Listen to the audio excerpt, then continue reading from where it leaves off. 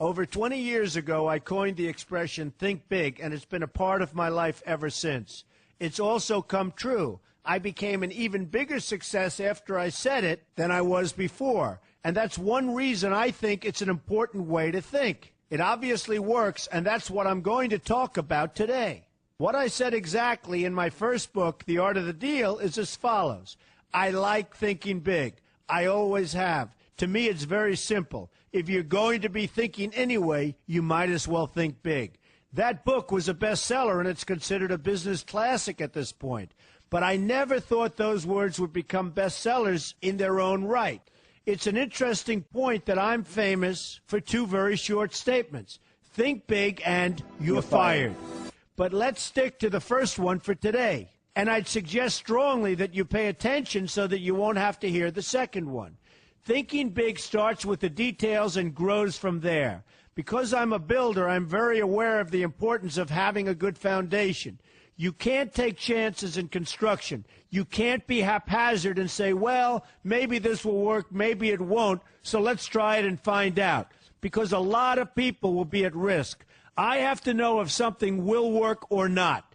Every inch has to be accounted for. In other words, thinking big starts with being thorough. So number one, be thorough. Don't count on happenstance to get you anywhere, because it won't. Number two, get a momentum going and keep your momentum going. You have to have big ideas, but you've got to have the energy to get them done, which can sometimes take a long time. If you don't have momentum, you will not have what it takes to get the job done. Patience alone isn't enough. I have a lawyer friend who used to refer to me as the reverse tornado who builds everything in his path. I always like that because it implies a lot of energy and a lot of momentum. And that's exactly what it takes to get anything done. So keep your momentum going.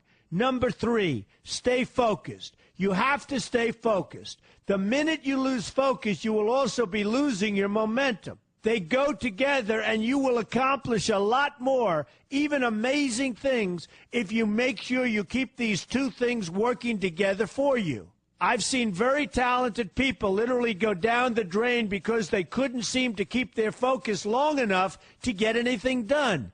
In this day of multitasking, that can be a real challenge, but it's absolutely necessary. Ask yourself this question: what should I be thinking about right now? That simple question can restore your focus in no time at all. And your answer right now should be listening to Donald Trump. Number four, look at the solution, not the problem. This is very important if you ever want to learn to think big.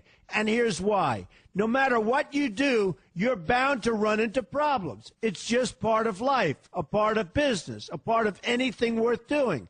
If you let the problems get in your way, they'll become bigger than your idea was to begin with, and you will be a wipeout. No matter how bad things look, keep your focus on the solution, and you will be surprised how things can work out, and work out properly. One way I do this is to ask myself when confronting a possible problem, is this a blip or is this a catastrophe? A catastrophe is something like an earthquake, a tsunami, a war, and so forth, and a blip is everything else. Right away, you'll have the right perspective, and your equilibrium will be restored. So keep your focus on the solution. Number five, see opportunity for what it is, an opportunity. For example, why are you listening to me today? Curiosity? You like me? You don't like me? You want to learn? You have nothing else to do? You want to hear me tell you you're fired? I hope not. But whatever your reasons might be, they've brought you to a good place to get involved and to learn.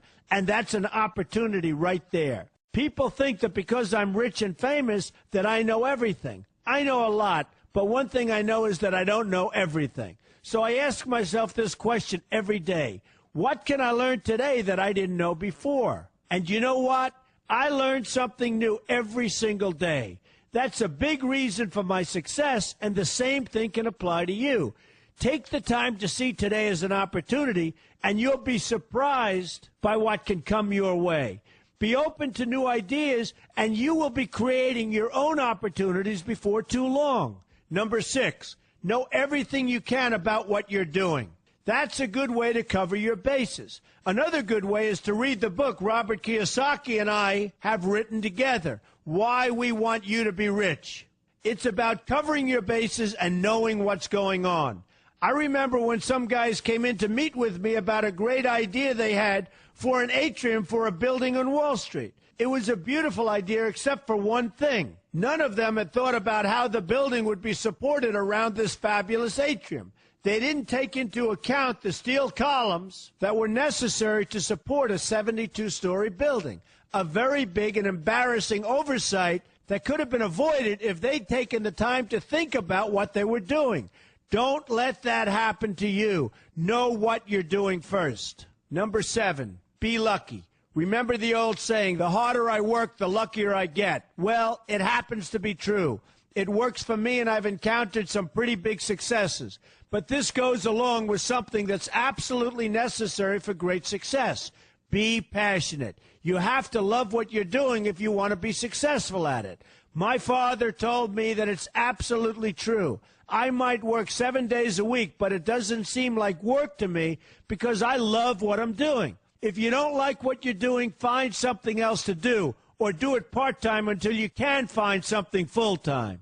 You will never be successful, happy, or healthy unless you're doing what you love to do. That's just the way it is.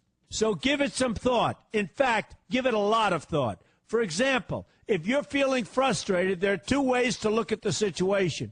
Frustration can mean that maybe you're expecting too much, or it can be an indication that you know you should be or could be doing more.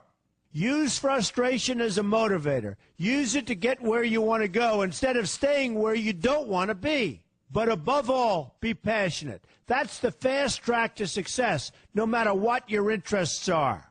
Number 8, see yourself as victorious. That can zap negativity immediately and put a positive spin on problems. I've gotten to the point where I see problems as challenges that I'll enjoy meeting and dealing with.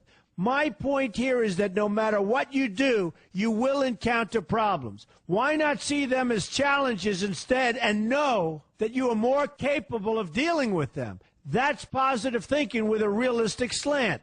When I go into negotiations, I keep an open mind to what may happen. But I can tell you that there's already a done deal attitude on my part. I've already thought the process through to the extent that I know everything will be better off if they agree with what I've come up with because I've taken both sides into account. I enter the situation with a victorious attitude, and I've had enough victories to know that this attitude works. Use it. Number 9, be smart. Know that you have something unique to offer because you do use the tools that are provided for you and remain open to new ideas. That's being smart. That's also where innovation comes from. Being smart means you know how to use what you've got. That doesn't mean there's nothing left to learn, but it means that you will have the ability to learn and move forward with success. And success is very important. Success is what you want. Just be successful. Believe me, you'll be happier. I know people who have had very few real advantages in life, and yet they've managed to become giant successes. They figured out how to use what they had, not to dwell on what they didn't have. I'm convinced that everyone has something useful to offer, and if you apply yourself diligently, you'll find that you have what it takes to succeed, and you're going to be a lot happier for it. Number 10, above all, never give up. Never, never, never give up. The only time you will be a failure is if you quit trying. Only losers quit. The biggest losers in the world are quitters. Winners keep on going. So whatever you do, never give up. My father always used to harp, never give up, son, never give up. Don't ever quit. I never want to see you give up or quit. Well, my father was a smart guy, and I listened to him. And remember, think big. A good way to start is to read our new book, Why We Want You to Be Rich. 2 men, 1 message. There's a lot of great advice in there for you, and I expect you to pay attention. You're going to do fantastically well. You're going to be a winner, and I'm going to see you in the winner's circle.